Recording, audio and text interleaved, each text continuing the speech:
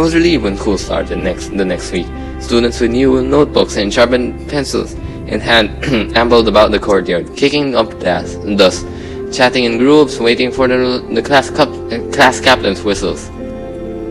Baba drove down the dirt lane that led to the entrance. The school was an old two-story building with broken windows and dim cobblestone hallways, patches of its original dull yellow paint still showing between sloughing chunks of plaster. Most of the boys walked to the school, and Baba's black Mustang drew more than one envious look. I should have been beaming with pride when he dropped me off. The old me would have, but all I could muster was a mild form of embarrassment. That and emptiness. Baba drove away without saying goodbye. I bypassed the customary comparing of kite fighting scars and stood in the line. The bell rang and we marched to our assigned classes. Filled in pairs, I sat in the back row.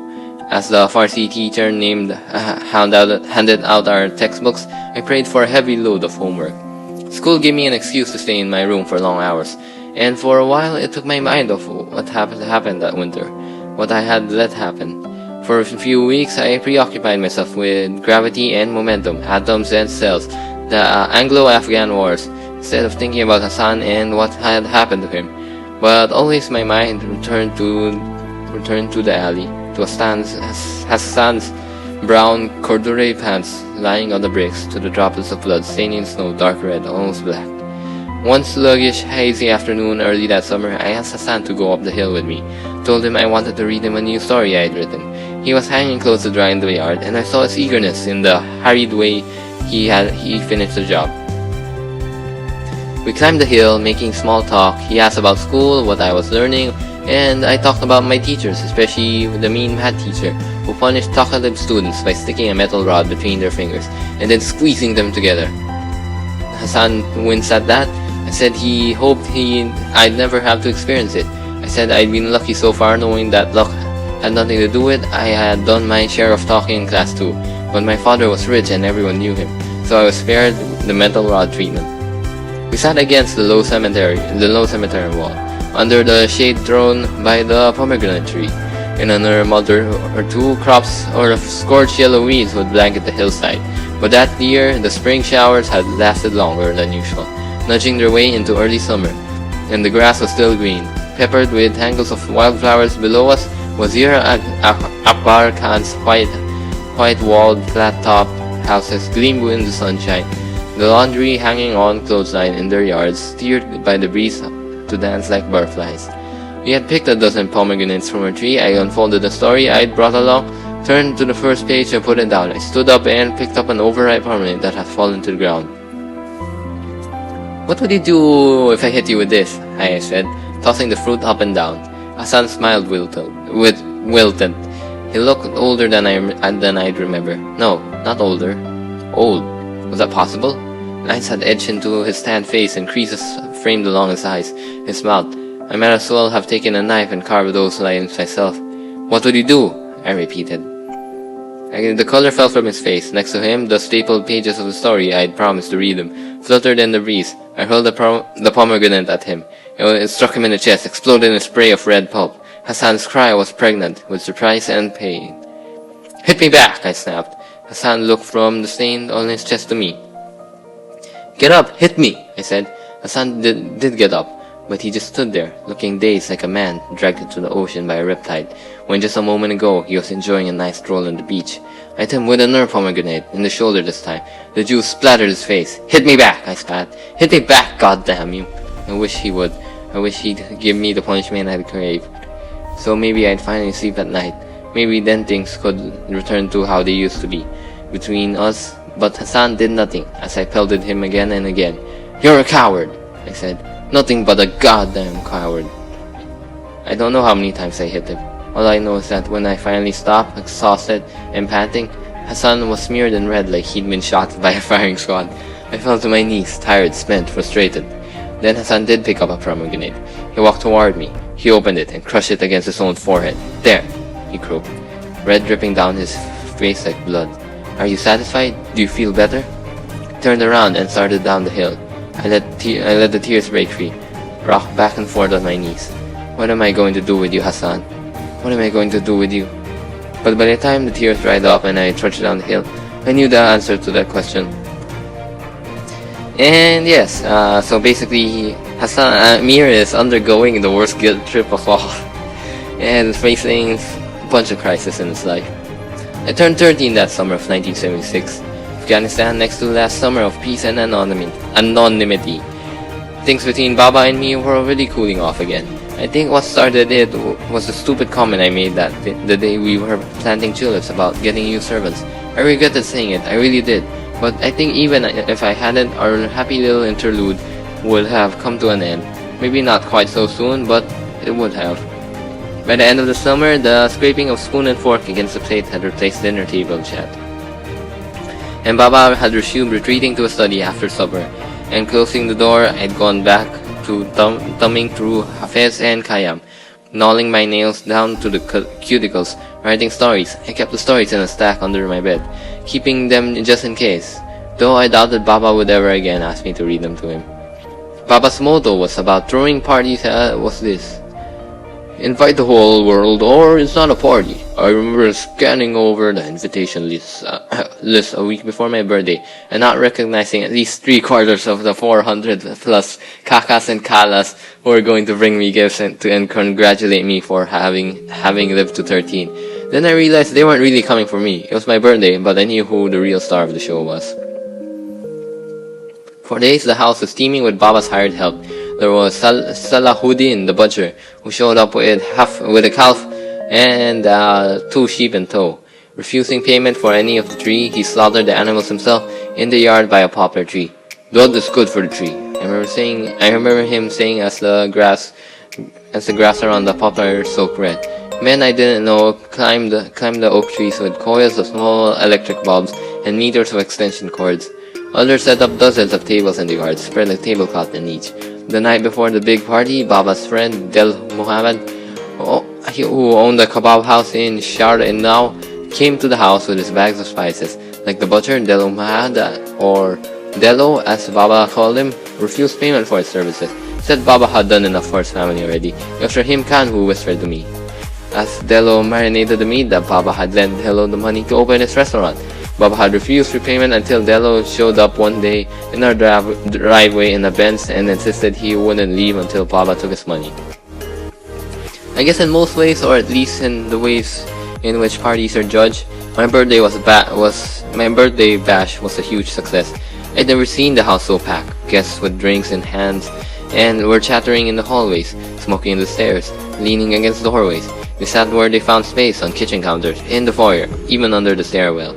In the backyard, they mingled under the glow of blue, red, and green lights winking in the trees, their faces illuminated by the light of kerosene torches propped everywhere.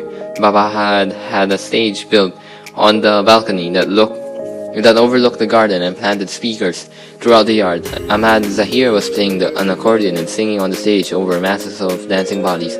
I had to greet each of the guests personally, but Baba made sure of that. No one was going to gossip the next day about how he'd raised a son with no manners.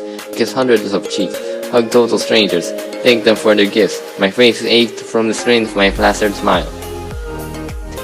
I was standing with Baba in the yard near the bar when someone said, "Happy birthday, Amir!" It was the CEPHEI with his friends. The CEPHEI's father, Mahmoud, was a short, lanky sort with dark skin and a narrow face. His mother, Talia, was a small, nervous woman who smiled and blinked a lot. CEPHEI was standing between the two of them now, grinning, looming over both his arms, resting on their shoulders. He led them towards us like he had brought them here, like he was a parent and they were children. A wave of dizziness rushed through me. Baba thanked them for coming. "I picked out your present myself," CEPHEI said. Tanya's face twitched and her eyes flicked from CEPHEI to me. She smiled unconvincingly and blinked. I wondered if Baba had noticed. "Still playing soccer, CEPHEI Han?" Baba said. He'd always wanted me to be friends with the CEPHEI. CEPHEI smiled. It was creepy how genuinely sweet he made it look. "Of course, Kakahan." "Right wing, as I recall." "Actually, I switched to center forward this year," CEPHEI said. "You get to score more that way. We're playing the Mekro Ryan team next week. Should be a good match. They have some good players." Baba nodded. "You know, I played center forward too when I was young." I'll bet you you still could if you wanted to, Asef said. He favored Baba with a good-natured wink. Baba returned the wink. I see your father has taught you his world-famous flattering ways. He elbowed Asef's father. Almost knocked the little fellow down. Mahmoud's laughter was about as convincing as Hani's smile, and suddenly I wondered if maybe on some level their son frightened them. I tried to fake a smile, but all I could manage was a feeble upturning of the corners of my mouth. My stomach was turning at the sight of my father bonding with Asef. Asef shifted his eyes to me. Wali and Kamal are here too. They wouldn't miss your birthday for anything, he said. After lurking just beneath the surface, I nodded silently. We're thinking about playing a little game of volleyball tomorrow at my house, Asef said. Maybe you'll join us. Bring Asef if you want to. That sounds fun, Papa said, beaming. What do you think, Amir? I don't really like volleyball, I muttered. I saw the light wink out of Baba's eyes, and an uncomfortable silence followed. Sorry, Asef son, Baba said, shrugging. That stung his apologizing for me. Nay, no harm done, Asef said. But you have an open invitation, Amir Han. Anyway, I heard you like to read, so I brought you a book, one of my favorites. He extended a wrapped birthday gift to me. Happy birthday! He was dressed in a cotton shirt and blue slacks, a red silk tie, and shiny black loafers. He smelled of cologne, and his blonde hair was neatly combed back. On the surface, he was the embodiment of every parent's dream. A strong, tall, well-dressed, and well-mannered boy, with talent and striking looks, not to mention the wit to joke with an adult. But to me, his eyes betrayed him. When I looked into them, the facade flattered, revealed a glimpse of the madness hiding behind him. Aren't you going to take it, Amir? Baba was saying. Huh? Your present, he said tettily. Asef Han is giving you a present. Oh, I said. I took the box from Asef and lowered my gaze. I wish I could be alone in my room with my books, away from these people. Well? What? Baba spoke in a low voice, the one he took on whenever I embarrassed him in public. Aren't you going to thank Asef Han? That was very considerate of him. I wish Baba would stop calling him that. How often did he call me Amir Han? Thanks, I said. Asef's mother looked at me like she wanted to say something, but she didn't. And I realized that neither of Asef's parents had said a word. Before I could embarrass myself and Baba anymore, but mostly to get away from Asef and his grin, I stepped away. Thanks for coming, I said. I squared my way through the throng of guests and slipped through the wrought iron gates. 2 houses down from our house, there was a large barren dirt lot. I heard Baba tell Rahim Khan that a judge had bought the land and that an architect was working on the design for now. The lot was bare, save for dirt, stones, and weeds. I tore the wrapping paper from Asef's present and tilted the book cover in the moonlight. It was a biography of Hitler. I threw it amid the tangle of weeds. Ah, God. I leaned against the neighbor's wall, slid down to the ground. I just sat in the dark for a while, knees drawn into my chest, looking up at the stars, waiting for the night to be over. Shouldn't you be entertaining your guests? A familiar voice said. Rahim Khan was walking toward me, along the wall. They don't need me for that. Baba's there, remember? I said. The ice in Rahim Khan's drink clinked when he sat next to me. I didn't know you drank. Oops. Turns out I do, he said, elbowed me playfully. But only on the most important occasions. I smiled. Thanks. He tipped his drink to me and took a sip. He lit a cigarette, one of the unfiltered Pakistani cigarettes he and Baba were always smoking. Did I ever tell you I was almost married once? Really? I said, smiling a little at the notion of Rahim Khan getting married. I'd always thought of him as Baba's quiet alter ego, my writing mentor, my pal, the one who never forgot to bring me a souvenir, a Saud. When he returned from a trip abroad, but a husband? A father? He nodded. It's true. I was 18. Her name was Humaira. She was a Hazara, the daughter of our neighbor's servants. She was as beautiful as a pari. Light brown hair, big hazel eyes. She had this laugh. I can still hear it sometimes. He twirled his glass. We used to meet secretly in my father's apple orchards, always after midnight, when everyone had gone to sleep. We'd walk under the trees and hold her hand. Am I embarrassing you, Amir Han? A little, I said.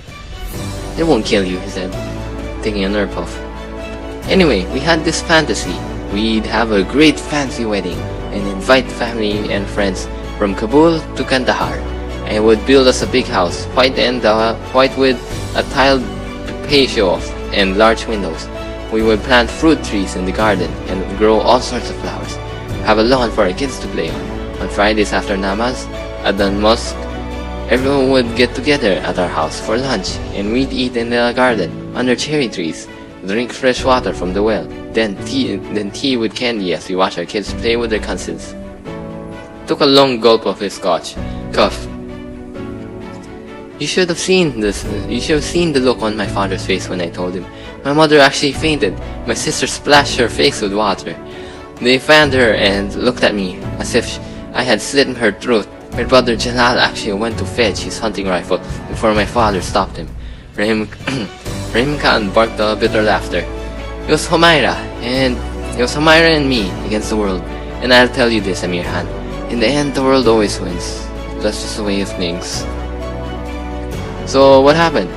The same day, my father put Humaira and her family on a lorry and sent them off to Hazarahan. I never saw her again. I'm sorry, I said. Probably for the best though, Rahim Khan said, shrugging. She would have suffered. My family would have never accepted her as an equal. You don't order someone to polish your shoes one day and call them sister the next. He looked at me. You know, you can tell me anything you want, Amir Khan, anytime. I know, I said uncertainly. He looked at me for a long time, like he was waiting. His black bottomless eyes hinting at an unspoken secret between us. For a moment, I almost did tell him. Almost told him everything. But then, what would he think of me? He'd hate me, and rightfully. Here, he handed me something. I almost forgot. Happy birthday. It was a brown leather-bound notebook. I traced my fingers along the gold-colored stitching on the borders. I smelled the leather. For your stories, he said.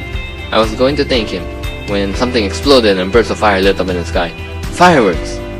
We hurried back to the house and found the guests all standing in the yard, looking up to the sky. Kids hooted and screamed with each crackle and exploded into bouquets of fire. Every few seconds, the backyard lit up in sudden flashes of red, green, and yellow. In one of those brief bursts of light, I saw something I'll never forget. Hassan serving drinks to Asif and Wali from a silver platter. The light winked out a hiss and a crackle, then a nerve flicker of an orange light. Asif grinning, kneading Hassan in the chest with a knuckle. Then, mercifully, darkness. And there we go, chapter 8. And yeah, that one seemed like shorter a bit, but not really. So basically, just a quick recap. Hassan and Amir, they were silent for a long time. Then one day Amir wanted to go on a vacay with Baba, and they went to some place called Jalalabar, something like that. And they partied there, and yeah, with their cousins. Except Amir has car sickness, so he messed it up a bit. But then this didn't really bother him. Then one day, Amir asked his father if he could replace the serpents because he's tired of seeing Hassan. Hassan is like he basically reminds him of his guilt, his weakness, like how he was very incompetent and useless when Hassan needed him the most. And especially because Hassan was very pure, kind, and loyal to Amir, that he isn't even able to hurt him or do the bad things to him. So yeah, poor Hassan indeed, poor Hassan. Poor Hassan. Oh well, we'll just move on to chapter 9 on the next one, and I'll see you guys there. Bye.